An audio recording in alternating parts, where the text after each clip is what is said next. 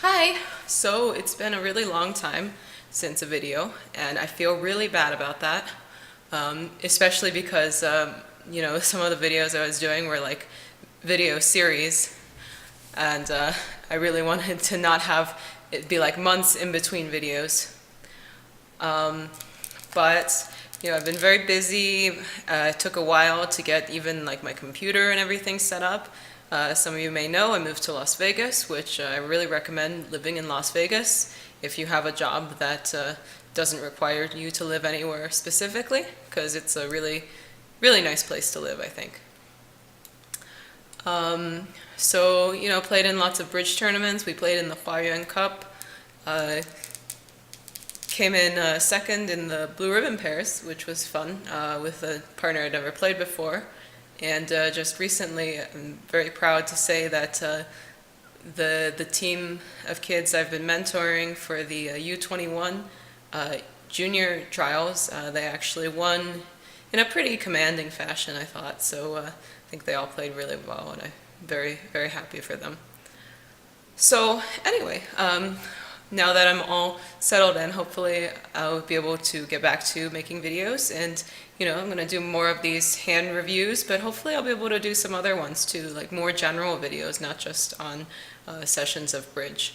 But until I figure out how exactly I want to do that, my plan is to finish up the World Championship series and maybe do some more. Now today, I wasn't going to go back to that. I wanted to do the first segment of the GNTs that we played in the summer. And this is a spoiler alert. It ends in a very sad loss for us. But I thought a lot of the hands were interesting. There are a lot of interesting decisions. So I figured I would talk about it from my perspective.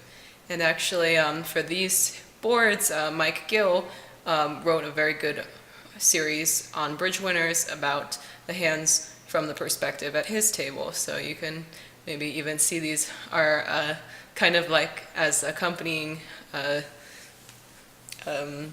explanations, I guess. So the GNTs is a pretty big deal in District 6. We have lots of teams enter the GNTs, and it's very tough to win. This year we had played on probably the favorites team, and we ended up losing to the final to the second seed, which was Mike and Noble, who used to play juniors, but are now just a very, very solid non-junior partnership that is still very young in bridge terms, and Bill Pettis and Itai Low, who are two very, very good players from our area. And they were four-handed, so they wanted to add another pair, so they ended up adding me and Beth, partially I think just because the team dynamic made a lot more sense. So we played in the Swiss, and we were the last qualifying team out of the Swiss, and although it wasn't that close between us and the next place. And the way that it worked is then people got randomly thrown into brackets, and we actually got the way tougher half of the bracket. We played a very good team from Texas and managed to beat them on the first day. Then we played District 7 and beat them the previous day. So here we were in the semifinals against Florida, which, has won the GNTs quite a lot. And the Florida team was Jeff and Eric and Kevin Dwyer and Russ Ekeblad, and Richie Corin was playing with Kevin Bather. So a very good team. So Beth and I had been playing with Mike and Noble in the first quarter, so we continued to do that. So the very first board, I went 3 passes to me, and I picked up this hand, and I obviously opened 2 clubs. Beth responded 2 diamonds, which we just play as waiting. I bid 2 no, she bid Stamen, and when I turned up with a 4-card major, she judged her hand as good enough to keycard. And there we were in 6 hearts. So 6 hearts is a very good contract. If the trumps break, then you just have a club loser and you can ruff your diamond whenever. So the best thing seemed to be to test trumps. You, of course, had entries back and forth. So when you see that the trumps don't break, rather than put all your eggs in one basket about the clubs coming in, it seems just very simple to rough a diamond. And now you'll make it pretty much whenever the diamonds are not 6-2, which they were not. So then that was pretty much all there was to the hand. And good to start off with a board where no mistakes were made, although a very normal push here. The next board went pass and south opened a diamond, and I had 13 points with a very nice club suit. And in general, when you're thinking about whether or not to overcall at the 2 level, you want to look at the vulnerability, and you also want to think about how damaging your overcall may be to the opponents.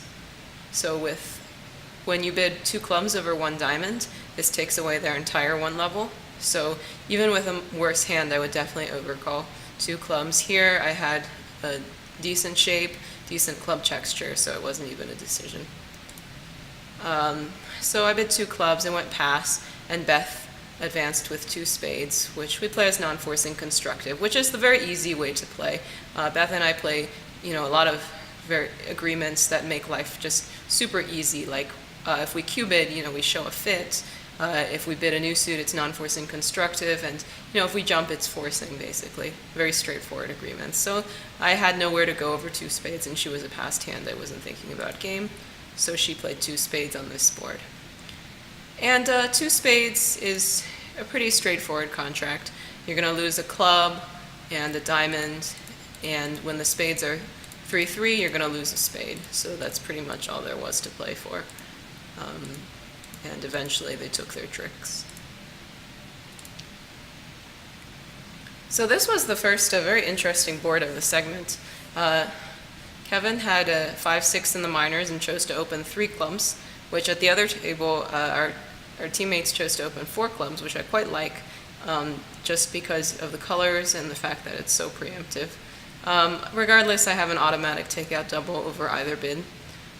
North continued with 5 clubs. And Beth had this crazy freakish hand and decided to try 6 hearts. Now, of course, you could make 7, but you have no idea, and you have a singleton club, not a singleton diamond, so that rates to be worse for your chances. So Beth bid 6 clubs, and Kevin, having this extra shape, now I think you've heard that you're not supposed to preempt and bid again, but what he decided is that his hand was so freakish that he wanted to save here. And it didn't have to be the right decision. For example, if you look, his partner had the ace of diamonds, but let's say his partner had the ace of spades, for example, he could have let a spade and gotten a ruff, and that would have just beaten the contract,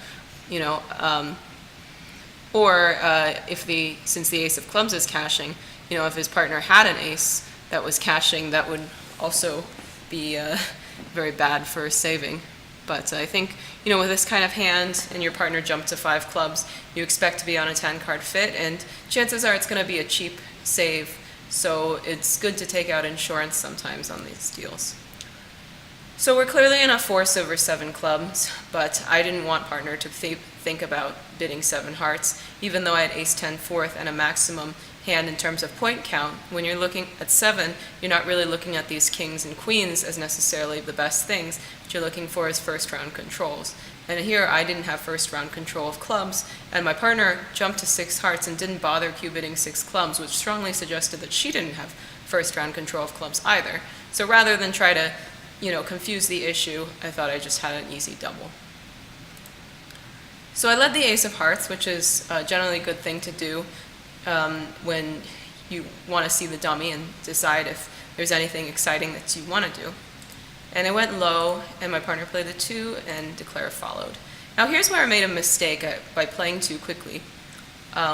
So partner's 2 is very clearly suit preference for diamonds, and here I am looking at the queen-queen fourth of diamonds. So the automatic play is to play the king of diamonds to try to set up a diamond trick for your side.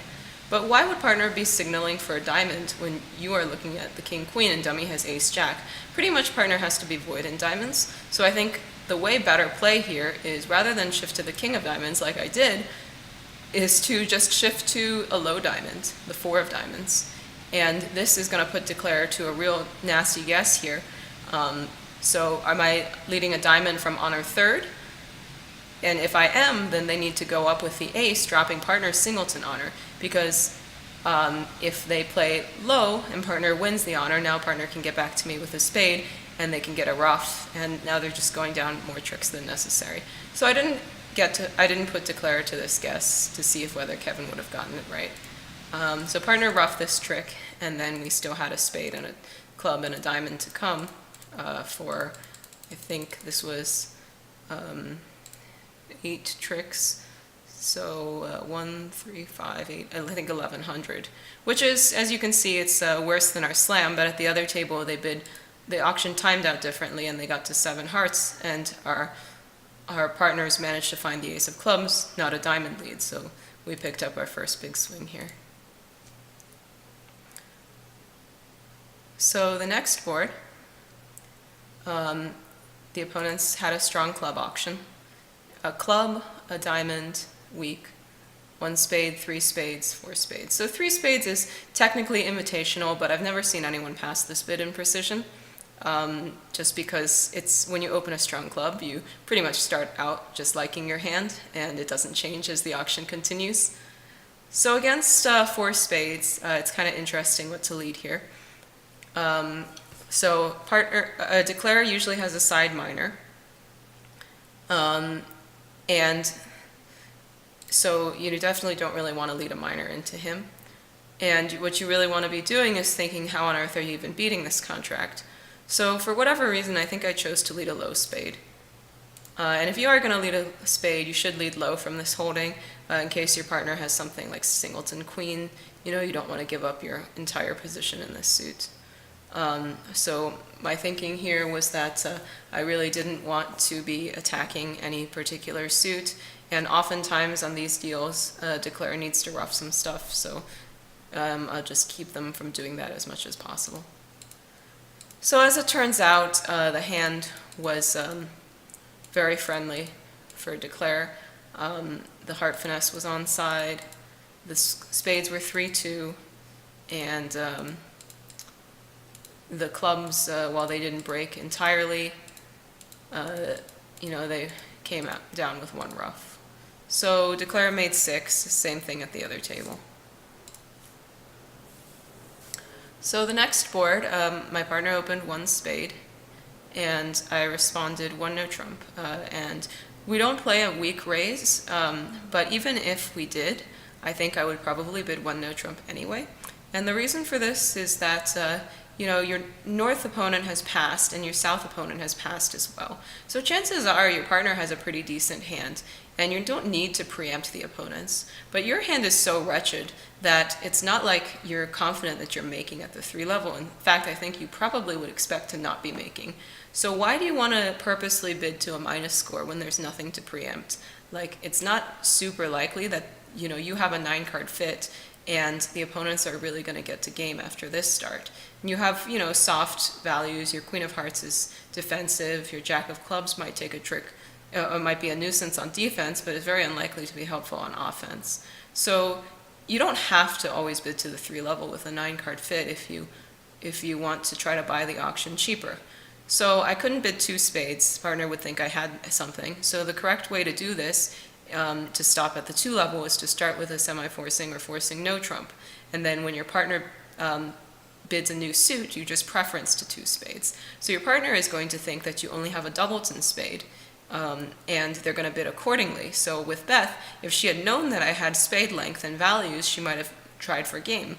But here, when she knows I have only a doubleton spade, there's not anything that she can really do, because she only has 16 points, and we have no fit, and I didn't invite over 2 clubs. So percentage is not going to be that we're making the game. So this is the smart way to get out in 2 spades here.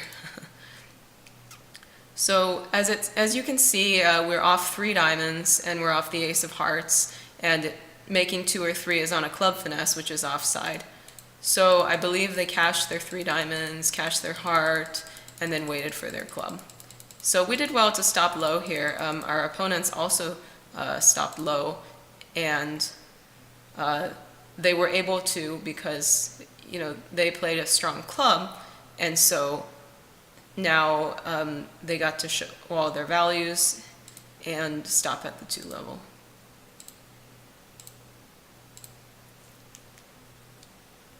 So the next board, Beth opened 1 no trump, slightly off shape here.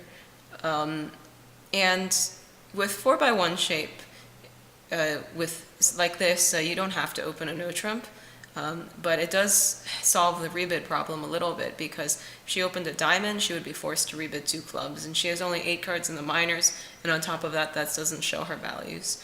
So certainly playing precision, you definitely would open 1 no trump. 14 to 16, playing standard's kind of optional, but it'll still work out well most of the time. So Kevin jumped to 4 spades, which I doubled, which is just card showing, but partner very rarely bids over 4 spades. And in general, when they preempt your auction, you usually just want to go for a plus score. You don't really want to bid to the 5 level. Certainly I wouldn't bid to the 5 level on such a weak hand, and only 10/5 of hearts. So even if it was making, who knows. So holding the ace of spades, I thought maybe I could get a diamond ruff, even though in hindsight I think leading the ace of diamonds isn't correct, because Declare, to be able to bid 4 spades when I hold 3 spades, probably does not have his full 8 spades. So he probably has 7 spades, or maybe even 6, and a side suit. And if Declare has any side suit, it's probably diamonds. So chances are I'm leading Declare's side suit, which is probably not a good idea. So I think in hindsight, maybe I should be just leading a heart or something like that. But I led the ace of diamonds, and partner played the 3 of diamonds, encouraging. And Declare followed with the jack. So this is kind of interesting. Obviously, partner doesn't know that I don't have the king. So they would certainly encourage with just the queen here. Anyway, I didn't have anything better to do, so I played another diamond. And now partner can sort of see that I don't have the king, because I would never know if partner was encouraging from a doubleton or with the queen, right? So if I had the king, I would definitely play ace-king to try to give her a ruff if she had a doubleton. So now she knows that Declare has the king, and Declare played the 10 to try to induce a cover, but she smartly held on to her queen of diamonds. And now Declare cannot take this finesse again, because if he does right now, I'm going to get an undeserved ruff. So what he did is he played a spade, and partner turned up with the singleton queen. So now it looked like it's going to be right to make the situation very clear for my partner, because I can tell that Declare has a side diamond suit now along with spades. So chances are they're very short in one of the other round suits, probably the round suit that I and dummy are both long in. So I wanted to play a heart right now to let partner know, in on the joke, that Declare is void in hearts, so that when Declare starts running all the tricks, my partner can discard smartly. So partner played the jack and Declare ruffed. And now, unsurprisingly, Declare started running their spades. And now you can see that partner is easily able to discard the ace of hearts, knowing that dummy had no entry. So what Declare was hoping for here, I think, is to be able to throw my partner in to lead a diamond. But my partner was able to work this out and unblocked the king of clubs underneath the ace. And so when they played the 10 of clubs out, I was able to win my jack and cash the 9 of clubs. And unfortunately, I had too many hearts, so I still had to feed dummy the last trick, so we only beat it 1. But partner had to hang on to queen and 1 diamond, and I suppose, it's possible. If she had known the position, she could have discarded both her king, all her clubs, and hung on to the ace of hearts. And then if Declare tried this, they would go down 2. But Declare could have always just cashed out for down 1, of course. So this was a push at the other table. And I think it's close whether we can make 4 hearts or not, or 5 hearts, but it's probably down 1. All right, so the next board, South opened 3 hearts, and I have a very normal double. I don't really love the King Jack of Hearts, but I do have 15 points, and when they open a preempt, especially if you have a doubleton in their suit, you should always be looking for reasons to bid, not reasons to pass. You just don't want to get stolen from, and King Jack of Hearts at the very least are going to be nice if partner could bid 3 no trump. So it went double, pass, and my partner could not bid 3 no with queen and 1 heart, so she just bid her 5 card suit, very reasonable, and so we played in 4 clubs. And 4 clubs, if you look at the hands, it looks like you have 1 heart and 1 diamond, and hopefully you can hold your club losers to just 1 if one of the honors is on side, and you have some work to do on the side, of course, but it's not so bad of a contract. Of course, when the clubs are 5-0, it is a pretty bad contract. So Beth played it well. She was able to get out for down 2, I believe. Yeah, down 2. At the other table, they only opened 2 hearts, which gave the opponents enough leash to hang themselves and play 3 no trump, which went down 3.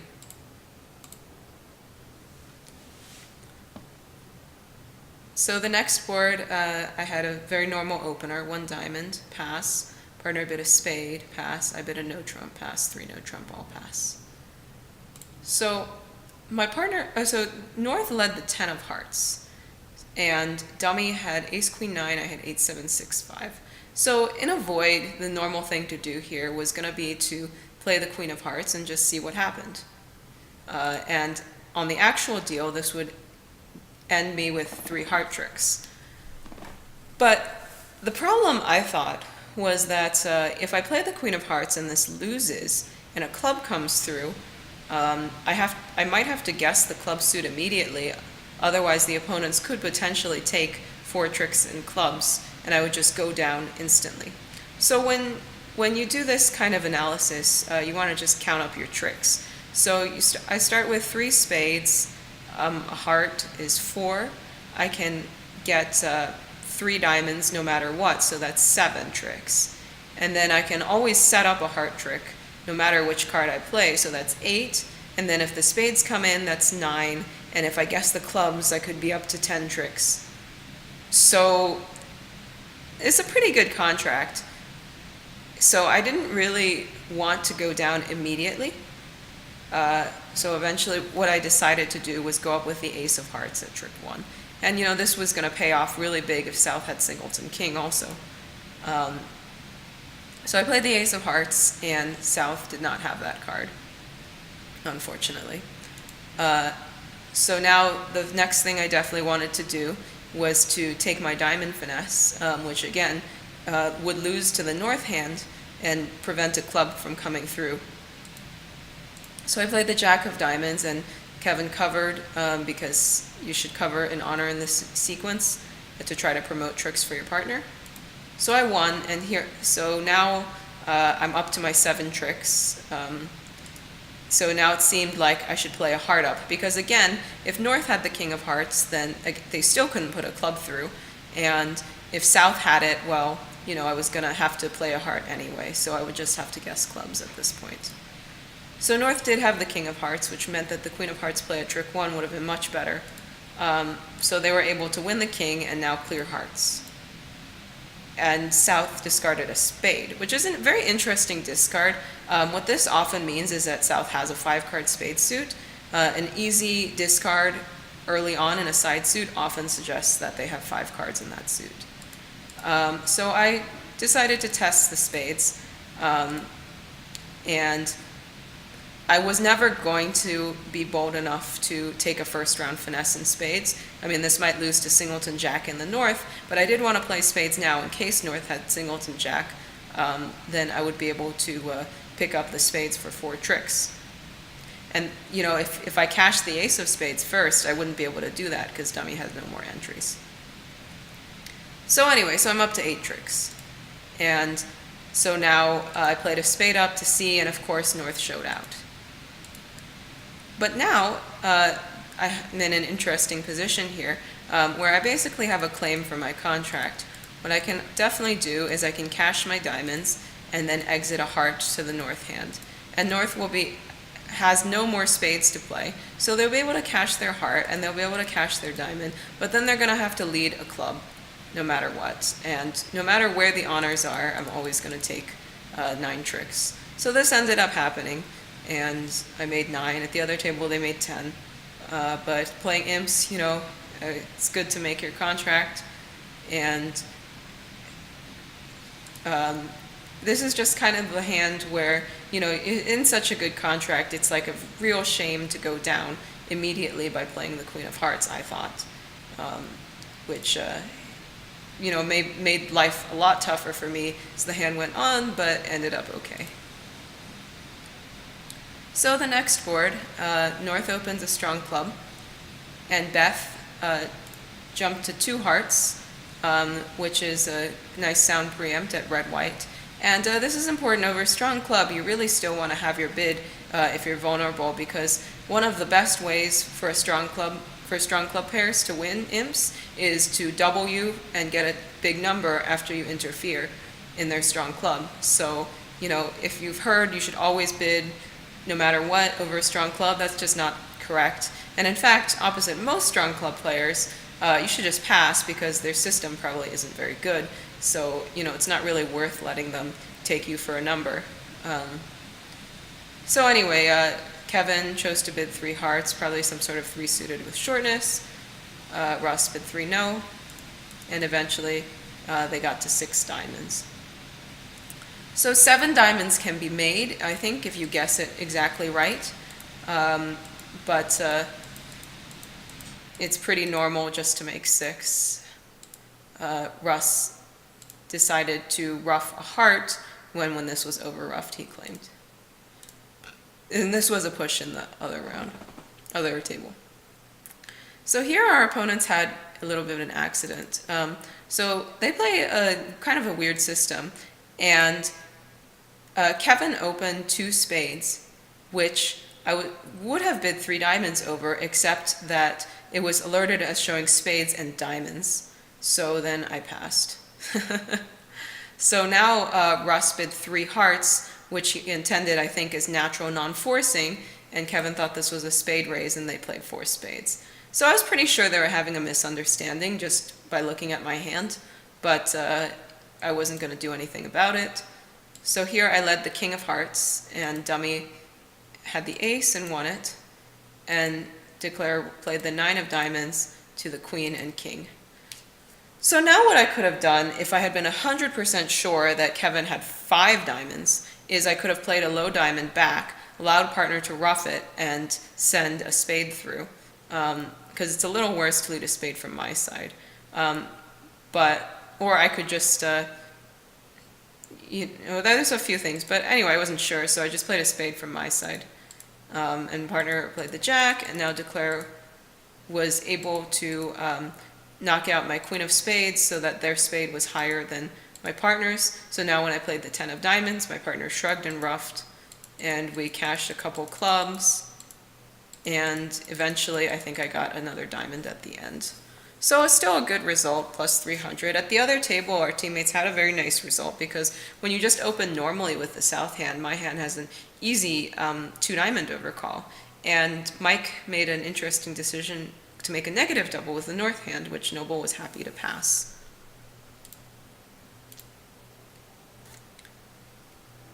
So board 11, another strong club auction. This one was very interesting. So this hand kind of illustrates how good it is to just pay attention to your opponent's auction. So it went 1 club strong, and North started relaying out his shape. And by 3 diamonds, he had shown 6 clubs and 4-3 either way, I believe, or something along those lines. So at this point, when he bid 3 diamonds, Kevin thought for a little bit, and then he decided to bid 3 hearts. So clearly he was thinking of doing something else, but then he decided he wanted to know partner's full shape. So he found out that partner was 3-4-0-6. So now he bid 4 clubs, which was a slam try somewhere, and Russ bid 4 diamonds, showing a max for hearts, and Kevin bid keycard in hearts. And Russ bid 5 diamonds, 2 keycards without the queen of hearts, and Kevin bid 6 diamonds. So this auction is a little telling. Okay, so first of all, what it means is that Kevin definitely has some hearts over there, because he really cares about what his partner's holding is in hearts. So his hearts are not solid, but his diamonds are solid because he chose to play in 6 diamonds. And he probably doesn't have a heart fit, so he probably has exactly 3 hearts and longer diamonds. And who knows what the rest of his shape is. But he also didn't choose to play in clubs, so chances are he has some shortness in clubs. So that leaves him with a bunch of spades. So it doesn't really look like a spade lead is going to be good here because it might be into the ace-queen. On top of that, a heart lead is bad because here you're helping Declare set up his side suit. And a club lead is not very good because you know it's not helping you do anything, and it might hurt you if it allows Declare to take a free finesse or something. So the safest lead from this hand is actually just to lead a trump, because you're never giving up a trump trick unless, and if partner has the jack of diamonds, which he probably doesn't, then you're still going to get your 10 eventually. And if partner doesn't have the jack of diamonds, then Declare's trumps were solid, so they could have just played them from the top. So this kind of auction was not really a great auction, that might suggest an aggressive lead, because normally against slams you want to lead aggressively because you want to set up a trick for your side before they can set up their trick. But this didn't really look like that kind of hand, just because you kind of got the distributional information from the auction and South's decisions. So anyway, so I decided to lead a trump. And basically, you can see that Kevin's going to get 2 discards on the clubs. He doesn't have enough entries to ever set up the clubs. And if the hearts break and they don't duck 3 rounds, then he can discard other spade. Otherwise, he has to take a spade hook. So it's not like a really bad slam or anything, although it's not great, because if diamonds are 5-2, you're also going to go down. So he played the 9 of hearts to the jack and ace, and partner, holding the heart stopper, did not duck, and immediately put a spade through to try to put Kevin to a guess. And Kevin went up with the ace, which might be a little questionable just because I don't think Beth would really duck holding ace third. Would really win this trick holding ace third, although Kevin may be thinking that she doesn't know what he has. So, maybe she made that mistake. But I think his read maybe at the table was that I did have the king of spades, so that this just wasn't going to work. So then he started running some trumps, but the discards are pretty easy here because he has to discard in front of my partner, so my partner can see that he's not running any clubs. And when the hearts didn't break, it was down 1.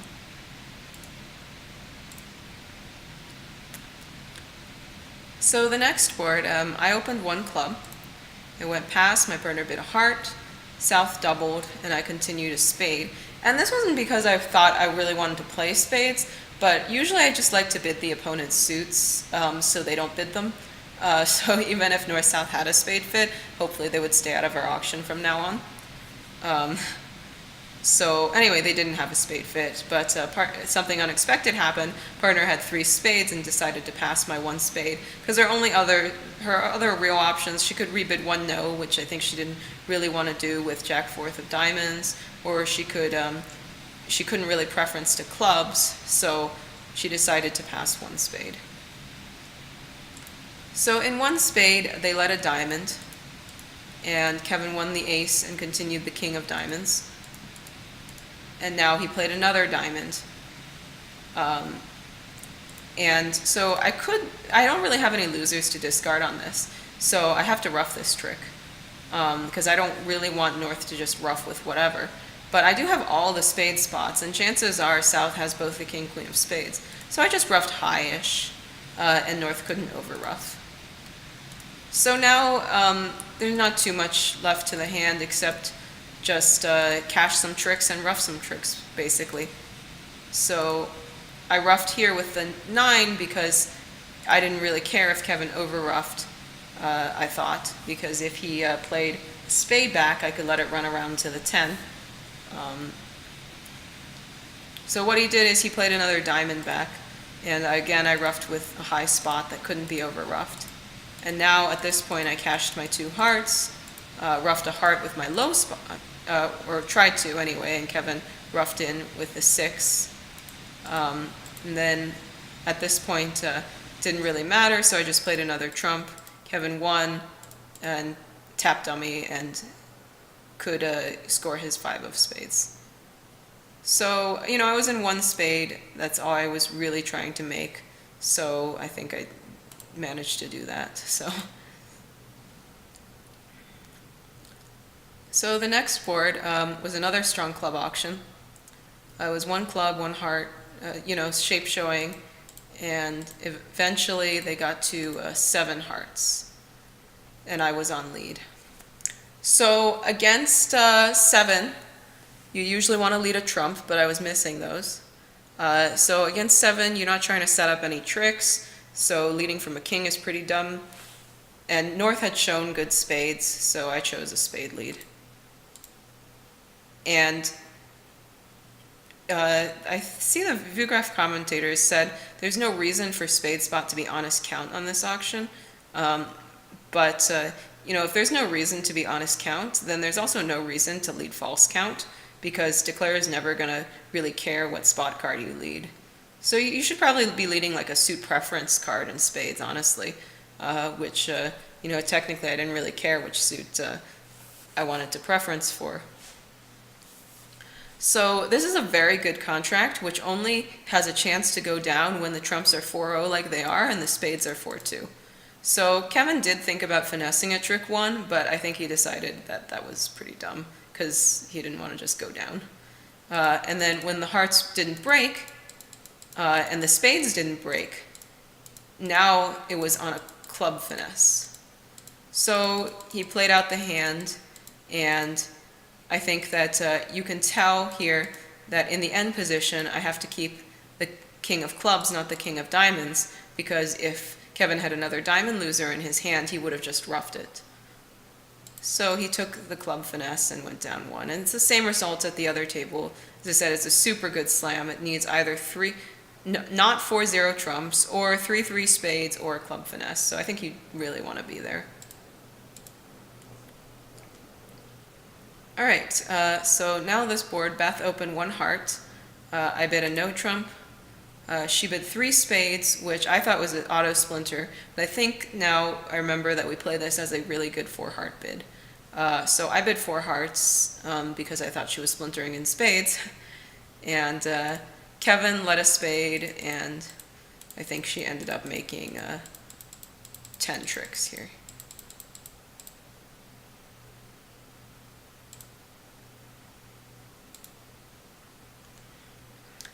So I think this was the final board here. Final board? Yep. So Kevin opened a diamond in the south. I had no bid. Oh, apparently I did have a bid. What did I bid? All right, I bid 2 diamonds. Okay, 2 diamonds is a little sketchy. I guess I decided to do it because I was white on red and just wanted to get in there, and I had a really good diamond suit. But watching myself bid 2 diamonds, I was surprised that I did it, but now I think I've talked myself into it again. So I would bid 2 diamonds again. So North bid 3 diamonds, which was 3 suited shortened diamonds. Beth passed, and it went 3 no trump. So I think I led the 10 of diamonds, which did not make Kevin very sad at all. He finessed the spade. The spades were 3-3. And I think he eventually took however many tricks that he took, which was 10. So this was again a push with the other table. So after playing this set, it felt pretty good. We didn't really do anything wrong. We had lots of potential for pickups. And I was very surprised that we were up 42-3 though, because usually you usually like lose some imps somewhere that you don't realize, but our teammates just had a really solid card. We picked up on a lot of the possible slam deals, and we picked up on the seven clubs doubled board, where I thought we might actually lose if they were in seven clubs doubled down 6 on a low diamond shift, or if they let them play 6 hearts. So it was a really good start to the match, I think. Yeah, okay, so that was that. I guess I will see you next time when I do more hands. And as always, feel free to email me with any comments or questions, and thanks for watching.